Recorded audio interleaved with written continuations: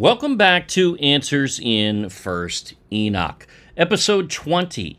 Today's video will be a little different. In the last episode, we exposed the fraudulent lie that the second section of First Enoch is somehow missing. Yet, First Enoch, in the first section and the fifth section, both quote this second section, meaning, well, Enoch says the second section was part of his book from the time of his writing. Duh. These are not scholars. That is for sure. Then in two Noah fragments written by Noah, not Enoch, Noah specifically endorses the parables in which he learned of the flood, which is the second section, not missing in Noah's time either.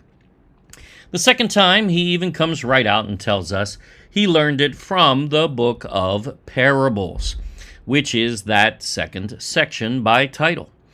We see the second section used in Qumran, thus in existence, and it was there whether they found fragments of those chapters or not. An illiterate paradigm of hypocrites who would not apply that same reason to Genesis, in which much of it was not found. But we don't throw those chapters out, do we? No. And no scholar in their right mind would actually suggest so, would they?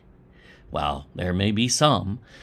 If you haven't watched that video, go ahead and watch that. Attempt debate without watching in ignorance. Well, you'll be muted here. Our channel, our rules.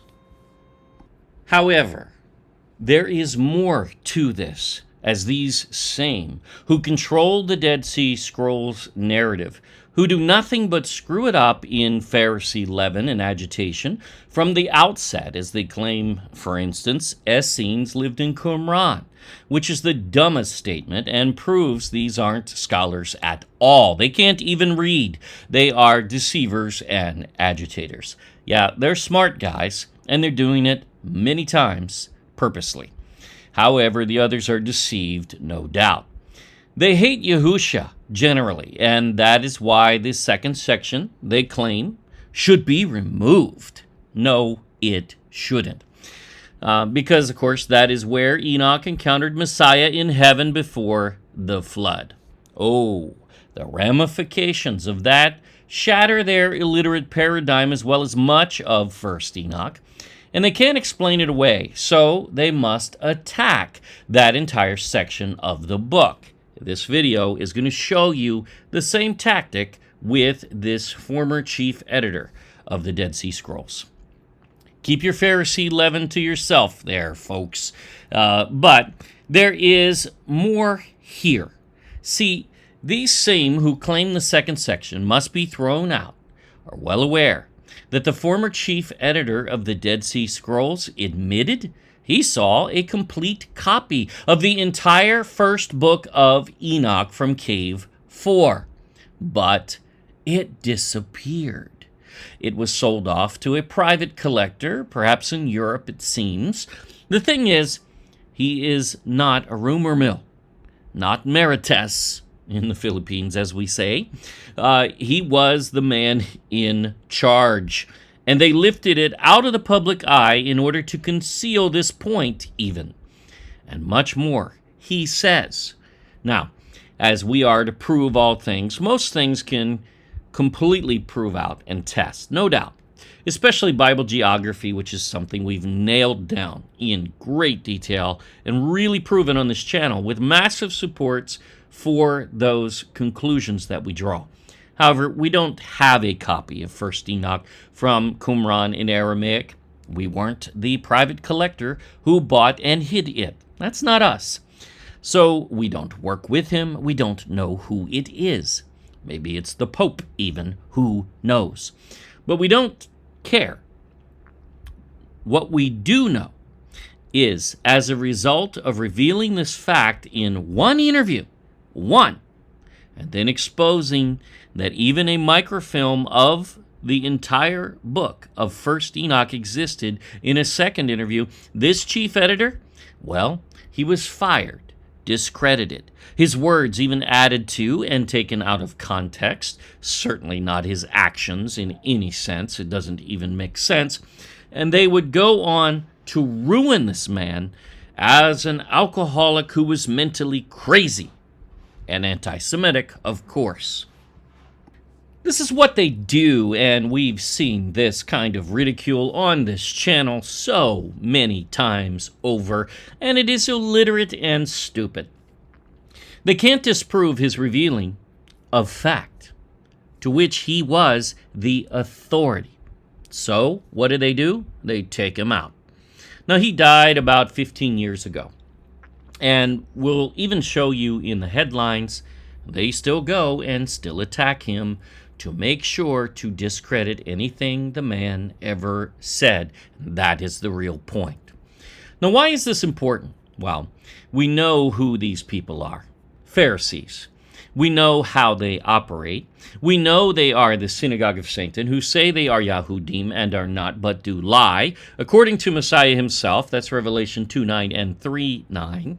Yeah, I know the church ignores those, but how can you? Hello.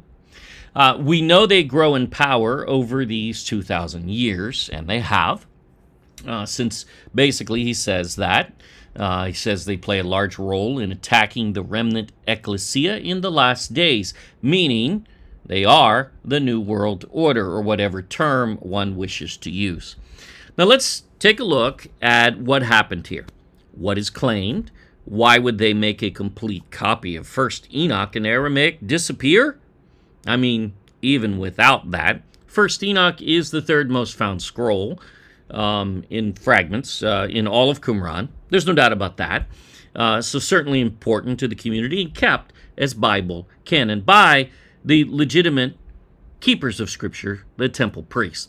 Jubilees, by the way, was number 6 most found.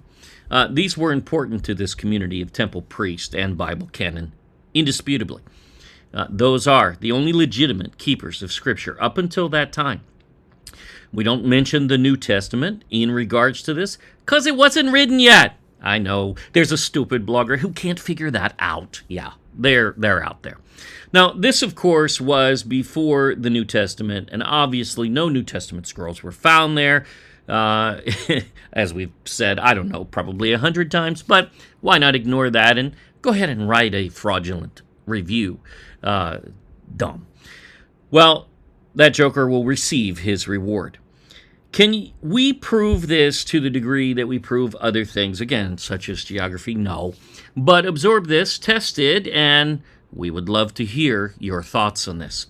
This matters, as what else is missing when these are proven liars, not scholars. Let's begin with an article in Haaretz and the Biblical Archaeology Review of the former chief editor of the Dead Sea Scrolls, John Strugnell. Right from the title, you can see this is a hatchet job. They're assaulting this guy. This isn't an actual journalist. This is a ridiculously racist reporter. Let's just be honest. He's an agitating Jew who hated this guy. And there's good reason for that. He's in charge of the Dead Sea Scrolls, and he's not a Jew. See, he's a Catholic, I believe, if I have that right, but it doesn't matter. But he's a Christian, either way. And, of course, Avi Katzman hates this guy. That's clear. I mean, the way he handles this is lousy journalism. And, yes, I know what I'm talking about because I come from the newspaper industry originally, as well as the magazine industry. So many of us read this kind of trash, and we see it for what it is, and it certainly is trash. Now, he wanted to destroy this guy. That's obvious. You can see his agenda it's not concealed in the slightest. This is common, though, among Jews. They are assassins, especially in words, especially those in Israel and those at the top. They are many good people among Jewry that have Jewish blood, no doubt. But at the top, these are essentially the very worst of mankind. They are the most racist people on all of earth. Yet they cry racism all the time. I mean, you interview the head of the Dead Sea Scrolls, think about this, and your takeaway is, oh, he hates Jews, which, by the way, is not even actually true. But this article from 1991 was used to sink Strugnell's career. He lost his job over this. They would continue to trash him and ruin him from then on, even in obituaries, even the New York Times, which really went after him and assassinated his character. Frankly, illegally, because their charge is false. Of course, he never pursued them with an attorney. And who knows, he probably would have lost anyway because they control the court system too. But see, they never cease. They continue. We know these well because those are of a similar ilk that really assault us on this channel daily. We get it all the time. And you know what? We're still standing. We're not going anywhere.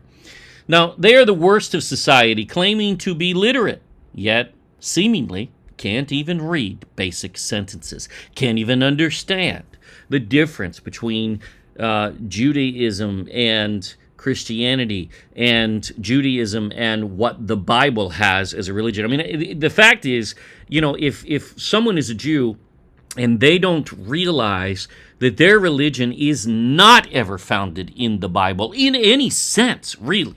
There was an infusion in Samaria, but that's it. Then they just don't know what they're talking about. That's all. Now, basically, they only agitate, and this former chief editor had no idea what he was walking into, I'm sure. And just why did Strugnell need to be ruined? I mean, what happened here? What's the real motive? Because he says something in this interview that cannot be discredited or debated. As the former chief editor, what he says here is accurate as it must be. They can't deal with that truth. So, what do? They assault him in every personal way, trying to mire this interview in anti-Semitism, a false term even in application. Now, why are we covering this? Oh, you will see, indeed.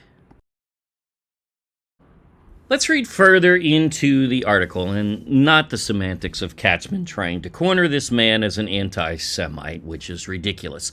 A man who works well with Jews regularly, yet somehow painted anti-Semitic. It's amazing.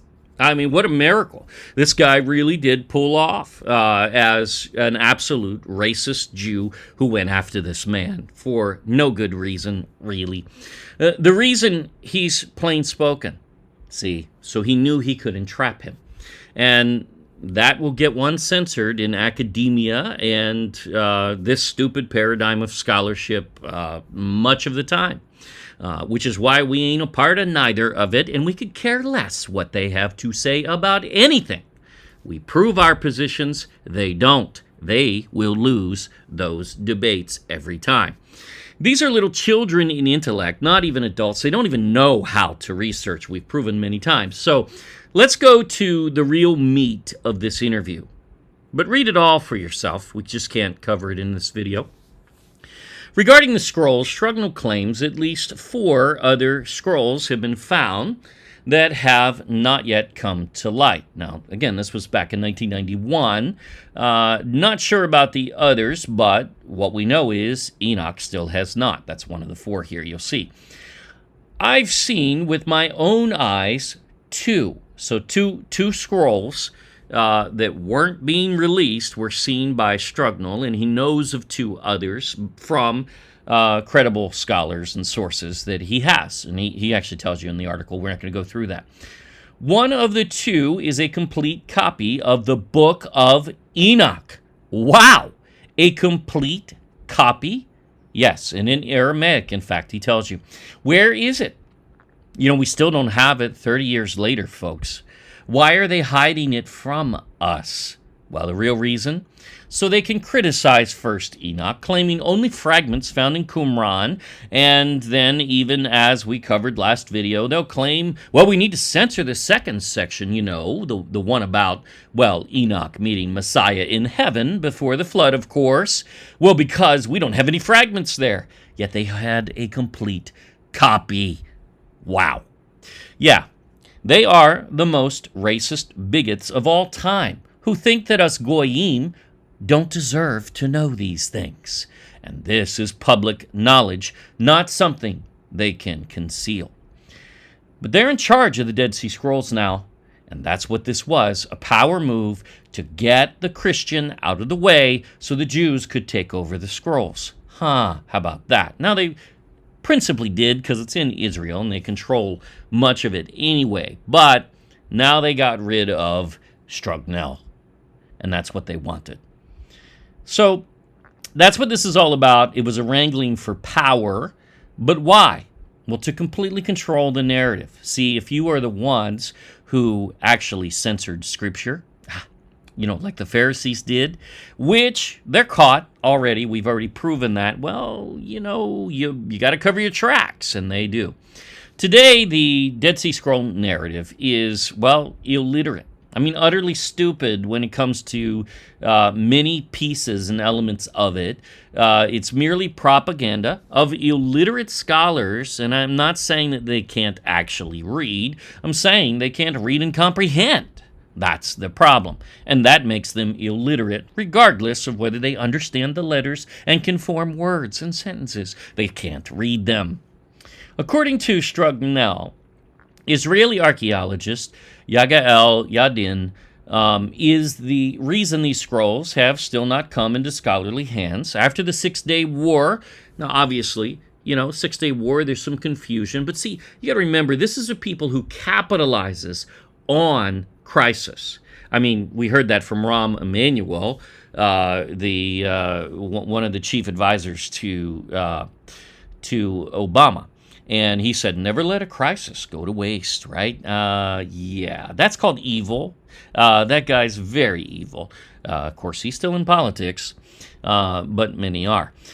Yadin confiscated the famous temple scroll A from a Bethlehem antiquities dealer known as Kando, or Kando, however. Yadin paid Kando $250,000, according to Strugnell. According to Yadin, the sum was $105,000, who cares, to encourage anyone else with scroll materials to come forward. But this was not enough, says Strugnell. Now, this is where it matters. Yadin gave Kando $250,000, where we'd offer Kando $1 million 5 weeks earlier. Now, think about that. What kind of businessman is this that he turned away $750,000? Oh, yeah, he got that somewhere else. That's what. When the owners of the manuscript heard that, they just crossed the Jordan River. These scrolls, like the temple scroll, came from Cave 11 at Qumran, according to Strugnell, and he was an expert on those caves. The manuscripts are now somewhere in Jordan. Various people own them. Several of them have been sold to big bankers, to Jews. Okay, what are they doing with the Book of Enoch? The Jews don't see that as Scripture. So why else would the big Jewish bankers buy it? Think about that. To hide it, which is what they have done. And again, we're 30 years later here, folks, and they're still hidden. They're investments for these people. Yeah, sure. I'm sure they can be. There's no point in forcing a sale. If they really need cash, as one seems to now, I have the money, he says. And he's talking about from the funds at the Dead Sea Scrolls, organization. So this is very clear. Of course, Strugnell also implicates the Israel Antiquities Authority. That's what he says, as withholding their approval of his position purposely in order to stall. See, they hated him before he was even confirmed. So no surprise, their newspaper would assassinate him, right? In character, of course, with words, but pretty much same thing. Their stall tactic cost major budget shortfalls in fundraising.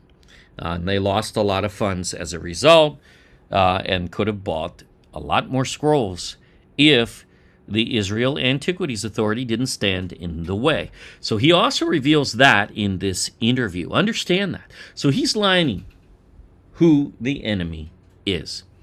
Yet the same are responsible for selling off this complete copy of First Enoch away from the public eye, and not even just a physical copy. This is why they attacked him. Was he perfect? Well, who would expect that he would be? Only a fool, of course. Is Avi Katzman, who wrote the article, perfect? Of course not. Talk about a hypocrite and double standard. Then, 3 years later, the Bible or Biblical Archaeology Review and Haaretz, same thing, essentially, interviewed Strugnell again after they cost him his position and ruined his life largely. I mean, he didn't even owe them an interview, but he gave them one anyway. This interview is better, though, but still they go after him because he believes Judaism is a mere cult, not a religion on the same level as Christianity. See, the problem is he's correct. See, we agree with him on that point. We've actually proven that on this channel. Watch our Lost Tribes series. Judaism is a cult, and if you haven't seen our Lost Tribes series, watch it. We find the lost tribes, and then we deal with the fake Jews, whom Messiah calls the synagogue of Satan, who say they are Yahudim and are not, but do lie. Revelation 2:9-3:9. It's important to track them and understand who they are. This Avi Katzman is one of them, in fact. Yeah, they don't like it when they are exposed and confronted with reality. We've even seen censorship on YouTube, Facebook, etc., but we're still here. Modern Israel is not biblical Israel. That's just a fact. And again, we prove that. Watch those videos there. Try to debate it here. You will be muted. Our channel, our rules. They are not Hebrews. So this article, HS, is Herschel Shanks, the reporter, and then it will show JS, John Strugnell, his response. There's this strange story, HS, that's been in the papers that at one point 2 prostitutes, one Jewish and one Arab, came to you at the École Biblique, however you say that, the French school in Jerusalem. And I believe took you to a field outside of Bethlehem where they removed from their private parts microfilms of Dead Sea Scrolls, one of them being the complete book of Enoch. Is that true? JS laughs. Well, there are a lot of mixed elements, bits of which are true.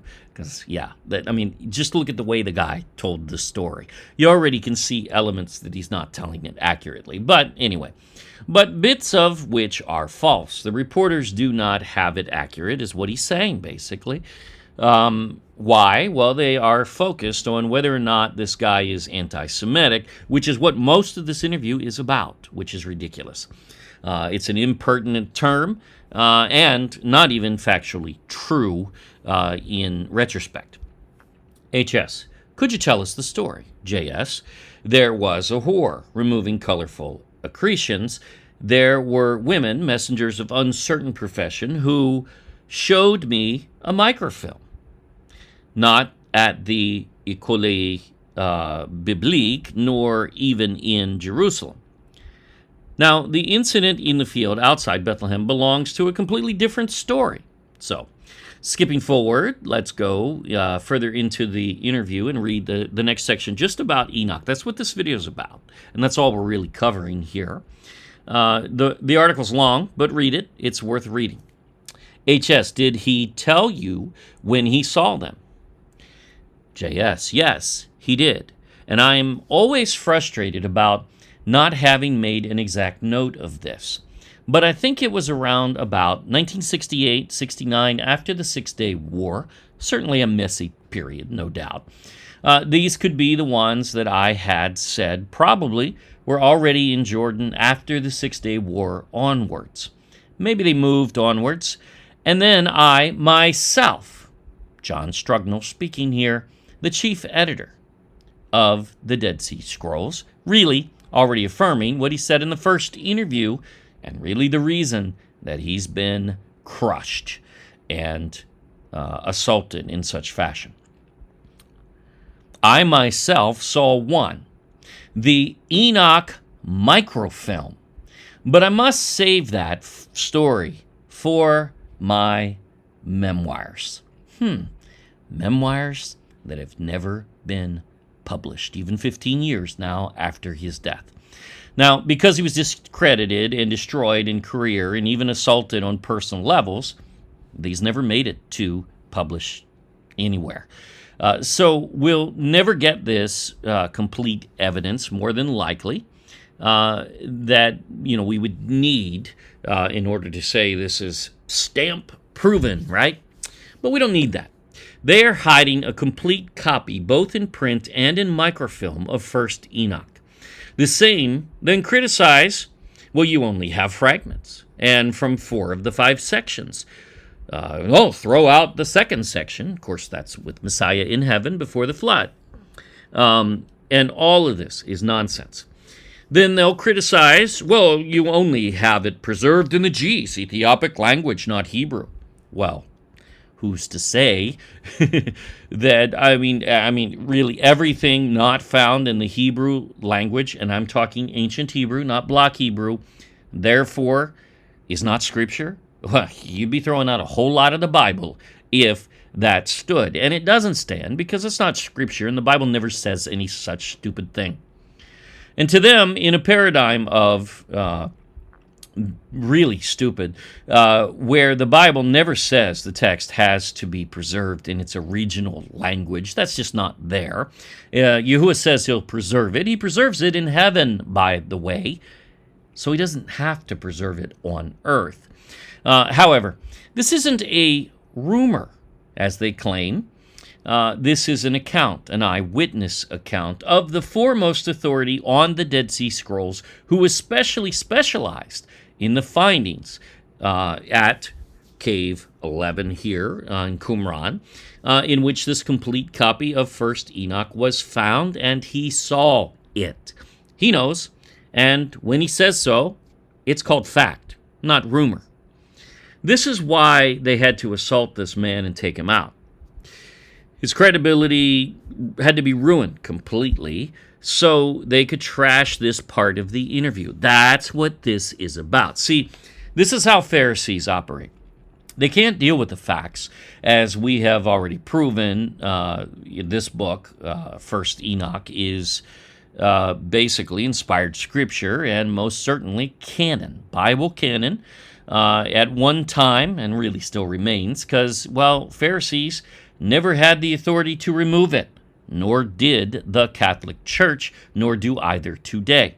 So why is this important? Well, it is critical that we all realize that the Pharisees, modern Israel, are now in charge of the Dead Sea Scrolls, and they spout off the most illiterate nonsense when it comes to these texts in order to justify, well, they're changing Scripture. They, however, will not escape the curse that accompanies that evil behavior. We're going to just breeze through some headlines here from major mainstream media just to demonstrate something for you. Look how they continue to trash this man even in his death. This is his obituary, and they have to just continue to scar his name with, here we go, scholar undone by his slur. Really? This is called libel, really, as he was not undone by any slur. He didn't make a slur. That is false. He said Judaism should not be considered a major religion. That's just a fact. And he was right. It is a cult nailed in 2 Kings 17, as they are the replacements of the northern kingdom of Israel, imposters, and they never were and never will be Israel. Those are just facts. They never represent the biblical relationship, and they never will as a group. Yes, some Jews, that's Pharisees, they call themselves Jews, but again, they're not. They do lie. The word is not even Hebrew and never belongs in the Bible. Watch origin of the word Jew. We prove it.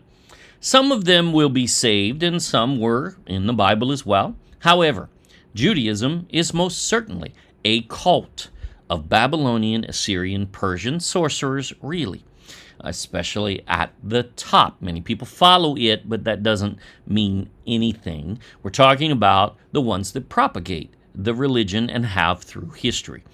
Now, we've well proven that. Watch those videos, the Lost Tribes series especially. Now, that was the New York Times who harassed and assaulted this man illegally, really, while he was alive and even in his death, though he had no recourse. The LA Times piles on top. They just can't do it.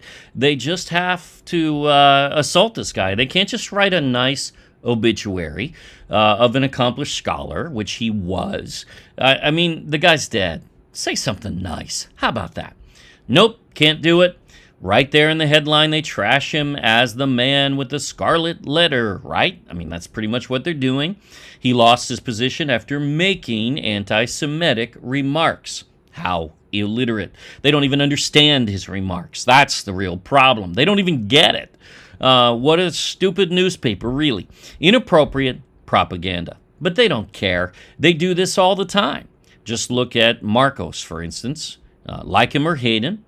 Did they have to label him the son of the dictator every time they use his name? Well, I mean, that is called propaganda. Did they have to bring up martial law all the time? Of course they did not. And if they were actually reporters, well, who are supposed to be unbiased, which they are not, they are agitators, many of them communist, at least an ilk. They will never do that. They just wouldn't. They wouldn't allow it. They would stand against it. That's what an unbiased reporter would do, but they're not unbiased. Our media today is nothing but propaganda, mostly. This is trash and, frankly, really illegal. Here's the Boston Globe. They, too, cannot help themselves. He was the DSS expert who was dismissed after comments. And then, they go on, Strugnell's anti-Semitic comments, that's a lie, led to denunciations. The guy's dead. Leave him alone, idiots. Of course, they then pick up on his mental imbalance, they say. Wink, wink. You know, he did struggle with depression, yes, and alcoholism in some reports. And you know what? A lot of people do. However, what is the core issue here? Let's get to the bottom of it. It is the missing complete copy of First Enoch, and that is what all of this media is covering up. That's what they're doing. Where is it, Israel? Where is it? Let's see. Talk about distasteful here. Knowing this man did have an issue with alcohol, at least at one point, the Chicago Tribune, above the guy's obituary, runs an ad for beer goods. How nice. Of course, they pile on that his career ended in controversy over anti-Semitic remarks he made, which is a lie. They don't understand what he said. We do. Again, a misrepresentation, especially modern Jews who are not Shemitic. Yeah, supposed to be Shem, because they're supposed to be from Shem. That's what the word is supposed to be. They even changed the word. They took out the H and cover up this fact. They hail from Ashkenaz, from Japheth, even calling themselves Ashkenazi Jews, and that makes up most of modern Israel today. By their own admission, it's right there in their name. They're from Japheth. The Times, again, accusing him in his death. They just got to beat a dead horse, basically. Of what? Well, anti-Semitism. There it is. That is how they trashed him and defined him in the public eye. They ruined him. Why? Well, he was honest about their hiding a complete copy, both in print and even manuscript, of First Enoch, for one. He also exposed in the interview that the Israel Antiquities Authority was holding up the works and really stopping him from being able to raise money in the start, thus slowing down the progress of interpreting, translating, and finding and acquiring Dead Sea Scrolls. Well, hey, it is what it is. He was the expert, and nothing that they've done, nothing that they've said changes that. Now, this isn't a light thing.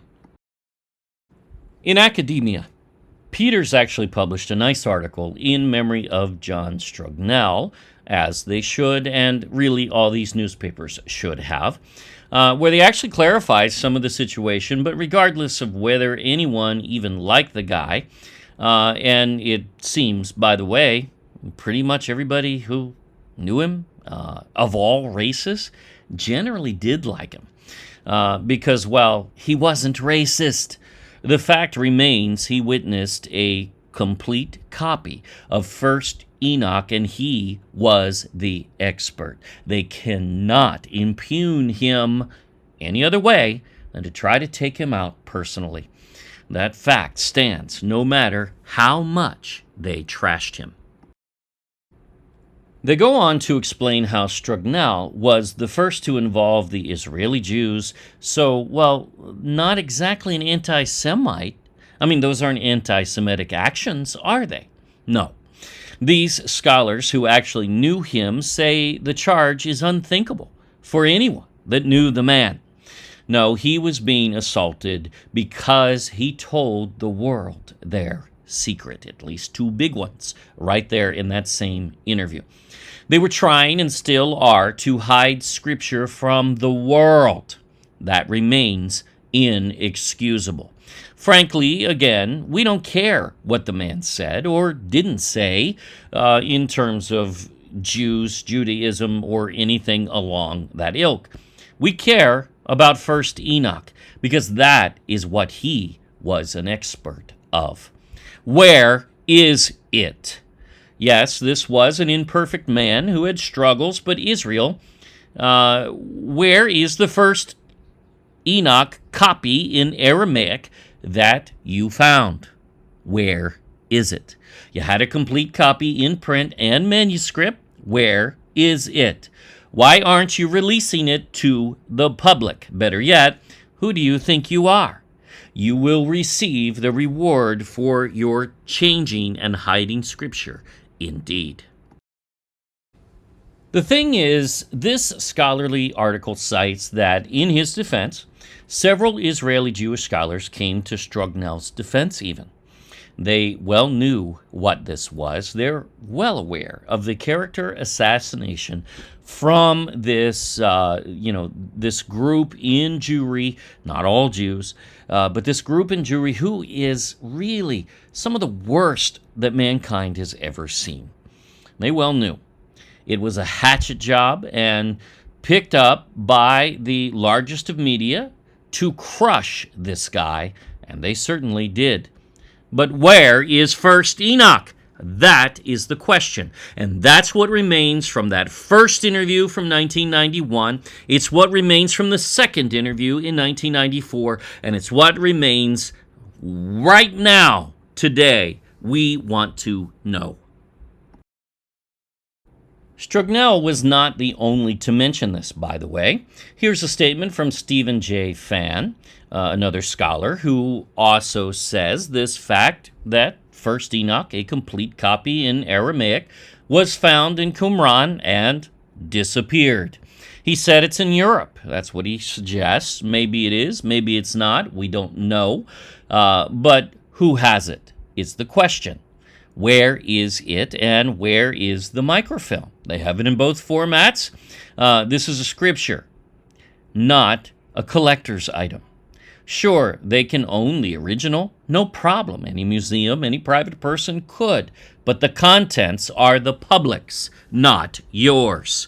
Release it, Israel. Scientific American magazine also refers to a nearly complete scroll missing. He's talking about Enoch. Of course, the two interviews we read in the beginning show Strugnell, chief editor at the time, says there was a complete copy of First Enoch in print and microfilm, and it made it into both articles. It's there. Silberman, author of The Hidden Scrolls, also cites that a complete manuscript of First Enoch was found. And of course, Fan, we just covered last slide. The book, The Hidden Scrolls, also asserts, this is the actual language from it, there are those that will swear to this day John Strugnell is one of them.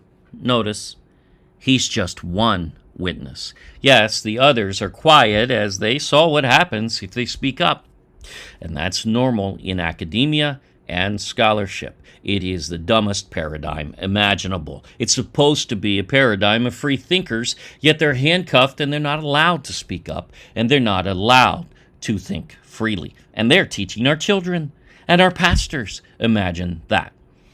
That they were shown a complete manuscript of the book of Enoch, First Enoch, and likely all 5 sections, that is. They know what a complete book is. These were experts, not rumor mills, not Marites, Philippines. Then you'll see other assertions from authors and scholars, like this one. These two scholars said there have been rumors. What? Rumors? For many years. No, they are not called rumors. That is inaccurate. When the chief editor of the Dead Sea Scrolls says he saw it, it means he saw it. He was the authority at that time. And other scholars with him, well, that's not rumor.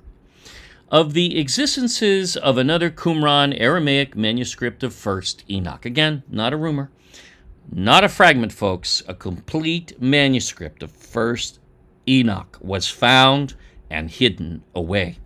In other words, they well know this is the case. So, was a complete copy of First Enoch in Aramaic found in Qumran? The answer? The foremost authorities at the time say yes.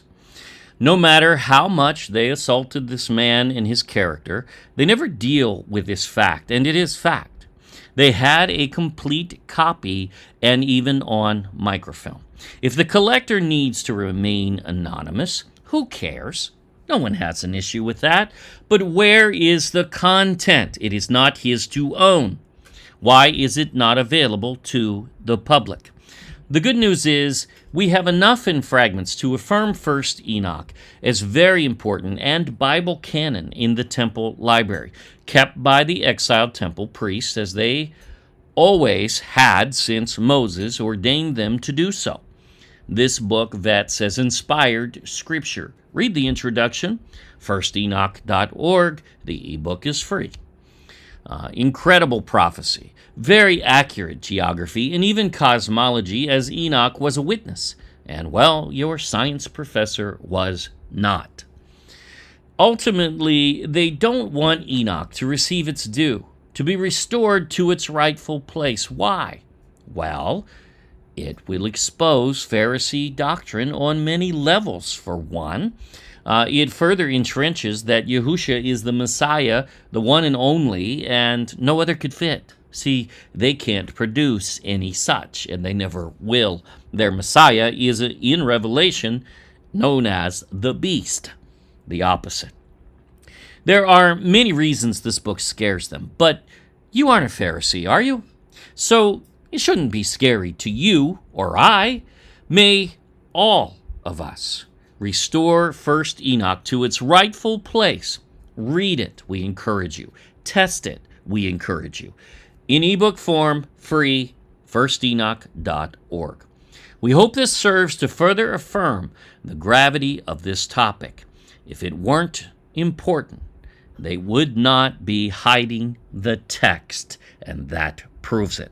It proves how significant this is. Find out for yourself, because you can. We have over 400 videos on this channel, one for every day of the year now, many just as profound, with some 50 or so in Tagalog for Filipinos, and now 6 in Spanish to start. We also have been setting up subtitles for 20 plus languages for most of our videos. Don't forget to subscribe and click the bell for notifications of new uploads. Join our email list as YouTube fails to notify often, and we will notify you ourselves at thegodculture.com. Just fill in the pop-up there. We now have alternative platforms for videos on Rumble, Odyssey, and Utreon, and our podcast is available for all of our videos pretty much as well. All links in the description box. Friend us on Facebook at The God Culture, space original. If you prefer an alternative, we now have Parler, link below. We now have 6 books published internationally, being read in over 100 countries, with our new release now available, the First Book of Enoch, the oldest book in history, and we prove it. Read the introduction.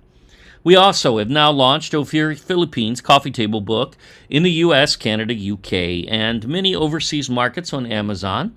It's available in hardcover or softcover there. Additionally, we launched the Book of Jubilees, the Torah calendar, with color maps and interior. So many had requested that, and overseas. We already have it in the Philippines in color, at least the maps. But that, too, is now available in color, hardcover, color softcover, or still the black and white as well, if you wish. All books, including Solomon's Treasure, are now free in eBook. Just go to ophirinstitute.com for all the links for your area for all of our books. More coming soon. Thank you for watching. Now, always remember, prove all things for yourself. Yah bless to everyone.